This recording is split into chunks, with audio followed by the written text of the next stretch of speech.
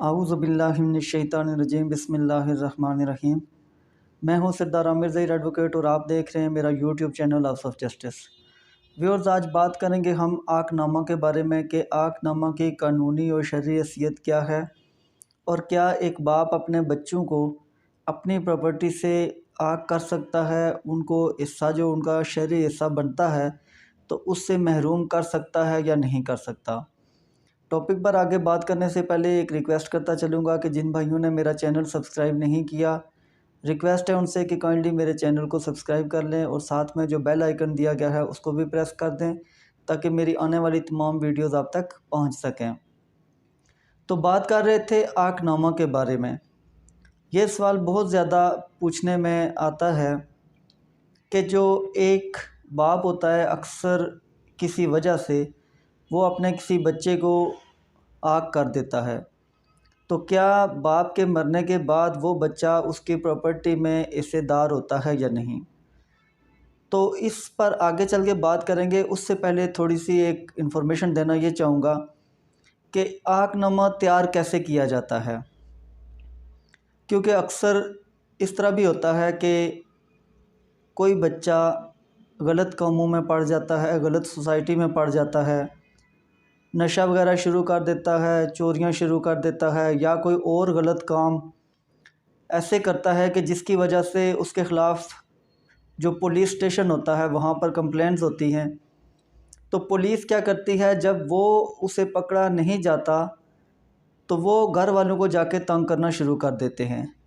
या इसके अलावा कोई और सूरत ये भी हो सकती है कि कोई लेन देन है, पैसे देने हैं, किसी के कर्ज़ा ले लिया, अब वापस नहीं कर रहा, तो वो जो जिससे कर्ज़ा लिया गया है वो घर के चक्कर लगा रहा है, बार बार तंग कर रहा है घर वालों को कि आप मेरे पेमेंट वापस करें। इसके अलावा और भी कई वजूहात हो सकती हैं। बच्चा इस चक्रों में है कि मैं ठीक है, ये मकान जो इसमें मेरा हिस्सा है या प्रॉपर्टी जो भी है उसमें जो मेरा हिस्सा है तो मैं अभी लेकर इससे अलग हो जाऊं।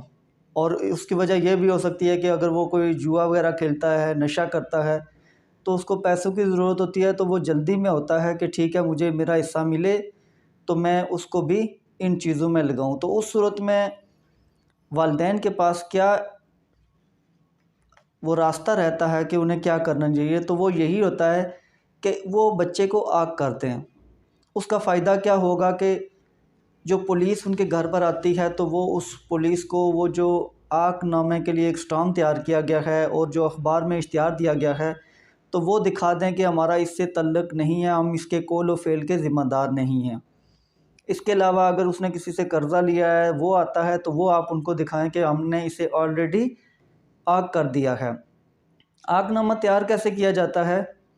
सबसे पहले आप इस तरह करें, एक स्टाम्प पेपर लें 100 रुपये का, उस पर एक आकनामा तैयार करवाएं, किसी भी लॉयर से तैयार करवा लें।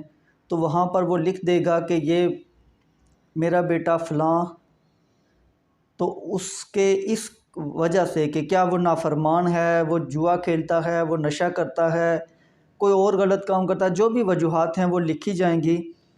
तो इन वजूहात की बिना पर उसके इस कौल की वजह से, इस फ़ेल की वजह से हम उसके साथ मज़ीद कोई तल्लुक़ रखना नहीं चाहते और ना ही उसके किसी कौल व फ़ेल के ज़िम्मेदार होंगे।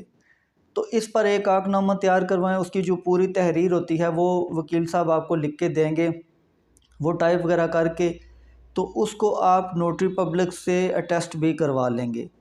जब ये अटेस्ट हो जाएगा तो वो आप ले जाकर, अगर आपको थाने वाले तंग करते हैं उसके किसी ऐसे काम की वजह से या उसने कोई ऐसा जुर्म उससे सरज़द हो गया, तो आप एक कॉपी उसकी जाकर थाने में भी दे दें कि हमने इसे आग कर दिया है, अब हम इसके किसी कौल व फ़ेल के ज़िम्मेदार नहीं होंगे।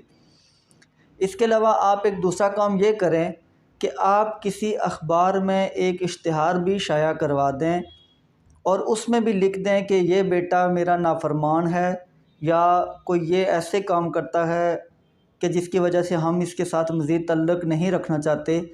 तो उसमें भी एक अखबार में इश्तिहार आ जाएगा कि आपने उसे आग कर दिया है, तो उसकी जो कटिंग है उस अखबार की वो भी आप अपने पास महफूज रख लें, ताकि कल अगर पुलिस आपके घर पर आती है आप उनको ये दिखा सकें। स्टाम्प भी आप दिखा सकते हैं उसमें जो आकनामा तहरीर करवाया है।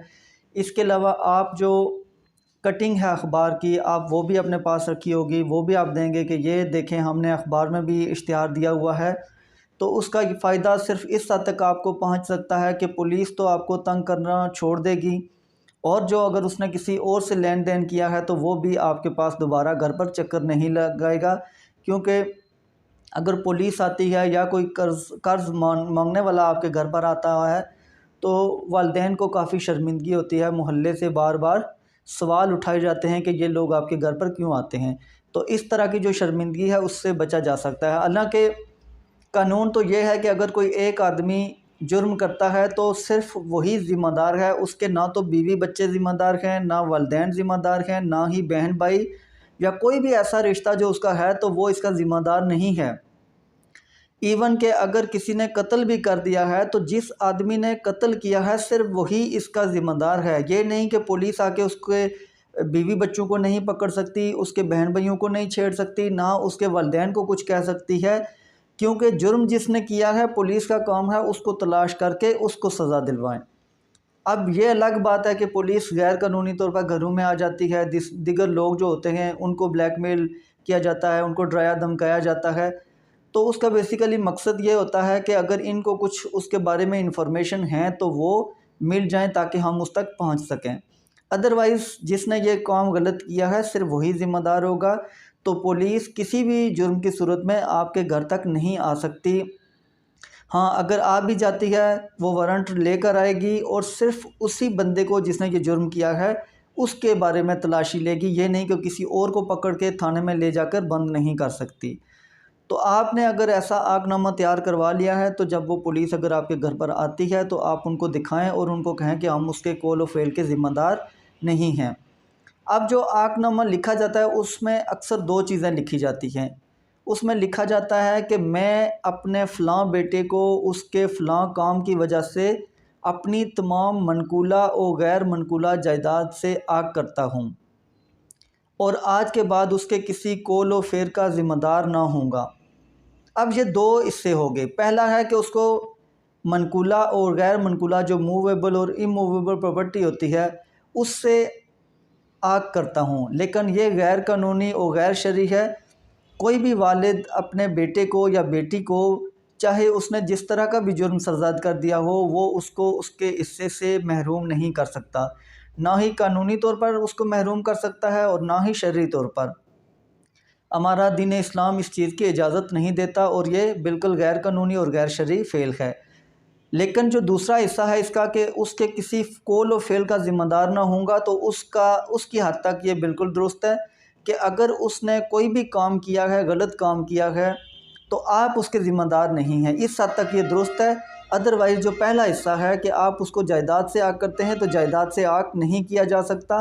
वो बच्चा जब वालिद की डेथ होगी तो उसके बाद आके कोर्ट के थ्रू अपना हिस्सा ले सकता है। तो आगनामा तैयार करने का सिर्फ फ़ायदा इस हद तक होता है कि पुलिस को, और अगर कोई कर्ज़ख्वाह वगैरह या कोई और आदमी ऐसा है जिससे उसकी कोई इस तरह के मामलात हैं तो वो आपके घर पर आ रहा है तो आप उनको वो दिखा के कह सकते हैं कि हमने इसको आग कर दिया है। अब वो कौन सी वजूहात हैं कि जिसकी वजह से बाप की जो प्रॉपर्टी होती है उसमें एक बेटा या बेटी जो भी है तो वो हिस्सा नहीं ले सकता।